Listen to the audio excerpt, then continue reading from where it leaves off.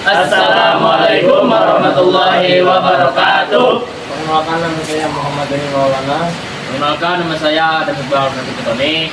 Dan saya Muhammad Andika Setiawan. Saya Gilang Ramadan. Saya Dedi Saputra. Saya Hairul Ramadan. Saya Akbar Prayoga. Saya Muhammad Chandra.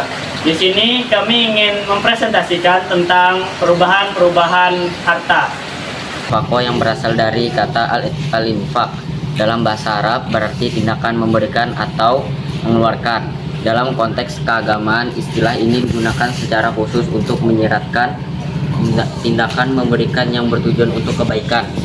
Dalam ajaran Islam, nafaqah memiliki makna yang mendalam, terutama terkait dengan kewajiban memberikan dukungan finansial kepada individu-individu tertentu dalam masyarakat. 2. Sebab-sebab nafaqah. A. Hubungan kekeluargaan. Nafaqah sering berkaitan dengan kewajiban memberikan dukungan finansial kepada anggota keluarga, baik itu orang tua kepada anak-anak atau sebaliknya. B. Hubungan kepemilikan. Milk al-yamin. Dalam konteks kepemilikan, nafaqah mengacu pada kewajiban memberikan dukungan finansial kepada mereka yang berada dalam kekuasaan atau kepemilikan seseorang, seperti budak atau hewan peliharaan. C. Hubungan pernikahan. Nafaqah juga menyangkut kewajiban suami memberikan dukungan finansial kepada istrinya, termasuk pemenuhan kebutuhan hidup sehari-hari. 3. Besarnya nafaqah. Besarnya nafaqah tidaklah tetap, melainkan disesuaikan dengan kemampuan pemberi dan juga mempertimbangkan kondisi ekonomi serta kebutuhan penerima. Dalam Islam, prinsip keadilan sangat ditekankan dalam menentukan jumlah nafaqah, sehingga pemberi diharapkan memberikan dukungan sesuai kemampuannya tanpa menimbulkan ketidakadilan atau kesulitan bagi penerima.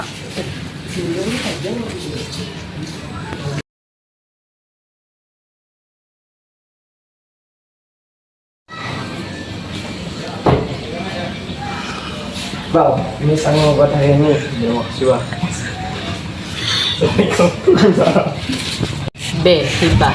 Hibah adalah tindakan memberikan aset kepada orang lain sebagai tanda kasih sayang tanpa mengharapkan balasan, sebagaimana firman Allah dalam Quran Surah Al-Baqarah ayat 177, menekankan pentingnya memberi kepada kerabat, anak yatim, orang miskin, musafir, peminta-minta, dan untuk memerdekakan budak. Pengertian hibah menurut para ahli hukum Islam antara lain: A. Hibah adalah pemberian suatu benda secara sukarela tanpa imbalan dari seseorang kepada orang lain yang masih hidup untuk dimiliki. B.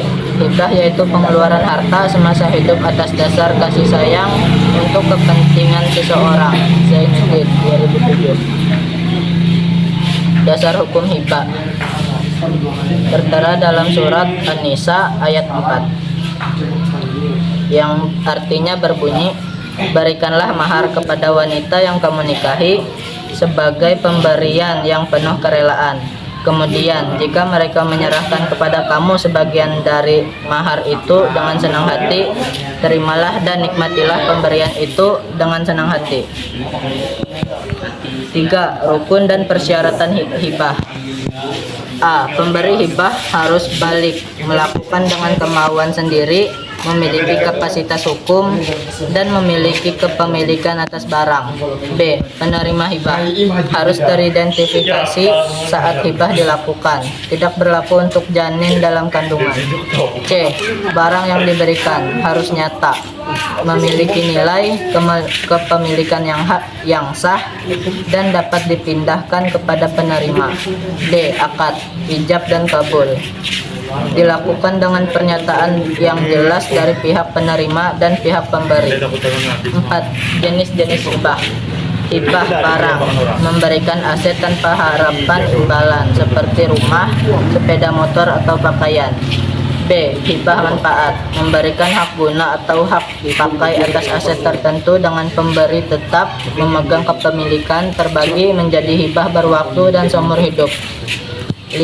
Pembantalan hibah umumnya dianggap haram kecuali dalam kasus hibah orang tua dan anaknya, demi kemaslahatan anak atau adanya ketidakadilan antara anak-anak.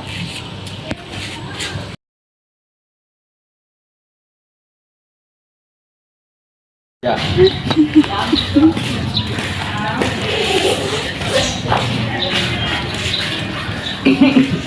Cok, ini kakek hibahkan rumah dan seisinya untuk kamu karena rasa kasih sayang kakek ke kamu. Terima kasih, Kek.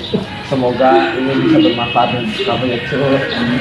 3. Sedekah dan hadiah. Secara harfiah sedekah adalah dari kata berasal dari bahasa Arab. Sedekah jamaknya.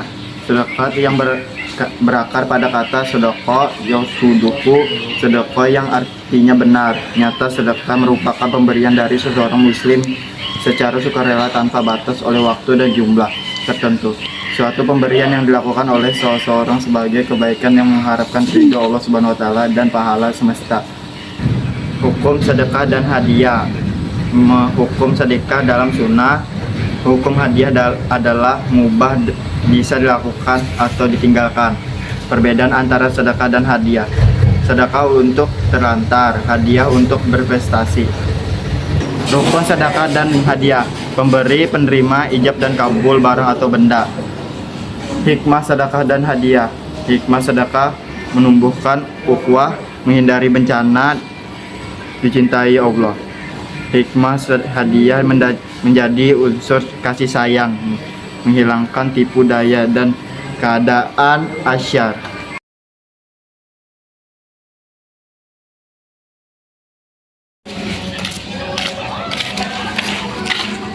Kak, ini ada sedikit sedekah dari saya. Semoga membantu. Makasih Pak, mudahan Sama-sama. rezeki Bapak dilancarkan. Ya, sama-sama.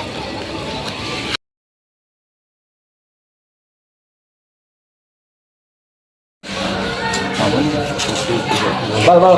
Kenapa, Bal? Ketemu bentar, Bal. Siapa?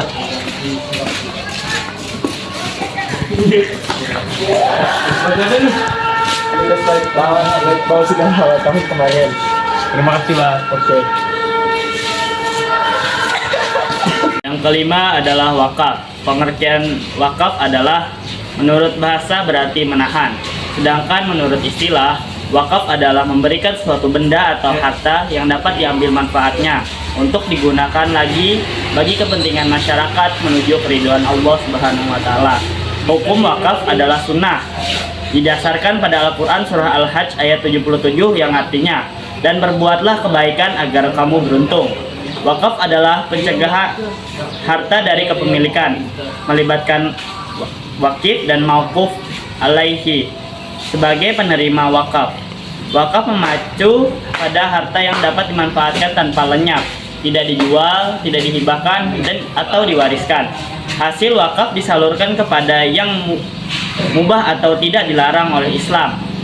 Sementara menyalurkan kepada yang haram adalah haram. Dasar hukum wakaf. Quran surah Al-Imran ayat 92 yang berbunyi, La tanalur birra hatta tunfiqu mimma tuhibbun wa ma tunfiqu min syai'in fa innallaha bihi alim. Yang artinya, kamu sesekali tidak akan memperoleh kebajikan yang sempurna sebelum kamu menginfakkan sebagian harta yang kamu miliki, kamu cintai apapun yang kamu infakkan. Sesungguhnya Allah Maha mengetahui tentangnya. 3. Rukun wakaf. Yang pertama adalah orang yang memberikan wakaf, orang yang menerima wakaf. Ketiga, barang yang diwakafkan. Keempat, ikrar penyerahan atau akad. Keempat, syarat wakaf. Yang pertama, orang yang memberikan wakaf berhak atas perbuatan itu dan atas dasar kehendak sendiri. Kedua, orang yang menerima wakaf jelas baik berupa organisasi ataupun perorangan. Ketiga, barang yang diwakafkan berwujud nyata pada saat diserahkan. Keempat, jelas ikrarnya dan penyerahannya, lebih baik tertulis dalam akte notaris. Kelima, macam-macam wakaf. Wakaf dibagi menjadi dua macam, yaitu A. Wakaf ahli atau wakaf khusus. Yang kedua, wakaf khairi, wakaf untuk umum. 6. Perubahan benda wakaf. Terdapat perbedaan pendapat mengenai perubahan barang wakaf. Imam Syafi'i melarang, sementara Imam Malik dan Imam Hanafi membolehkannya dengan beberapa syarat. Hikmah wakaf.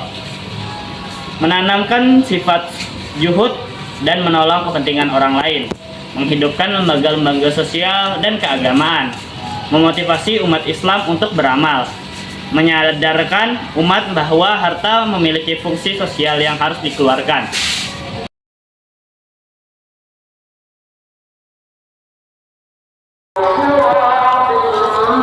Assalamualaikum Pak Ustaz. Waalaikumsalam.